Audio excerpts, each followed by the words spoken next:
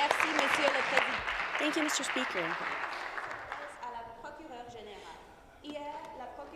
To the Attorney General, yesterday the Minister of Finance and the Attorney General said that there would be consultations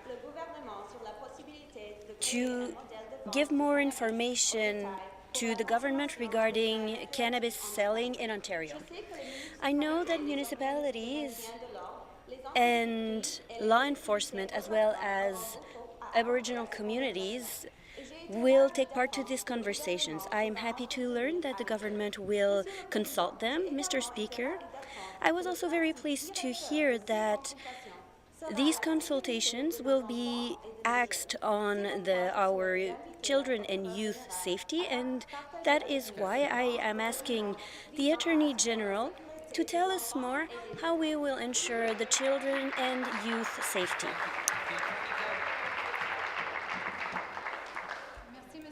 Thank you, Mr. Speaker. I would like to thank the member for her question. First of all, the member is absolutely right. Our first priority in legalizing cannabis on October 17th is to ensure our children's safety. We have a few measures that we will put in place to this effect. To buy, use, or use cannabis, Ontarians will need to be 19 years or older. There will be prevention programs that will be put in place for for our youth in stores. Products will be sold at the counter and will not be visible. Sponsoring will also be banned. Let me be clear, Mr. Speaker. Our government will never tolerate anyone offering or selling cannabis to people under 19 years old in any way. Thank you. I would like to thank the Attorney General for her answer, Mr. Speaker.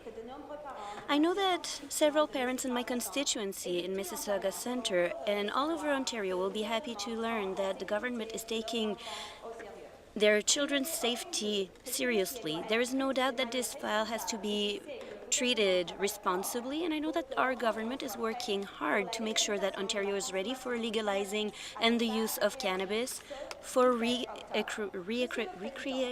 use. Mr. Speaker, I also know that several people are wondering about the impact of legalizing cannabis regarding road safety. Could the minister tell us what the government will do in order to fight driving under the use of marijuana?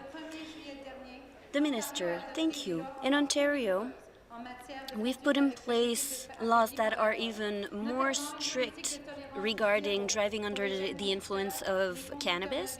There will be a zero-tolerance policy with drivers. Law enforcement will have all tools and resources necessary to make sure that the Traffic Act will be enforced.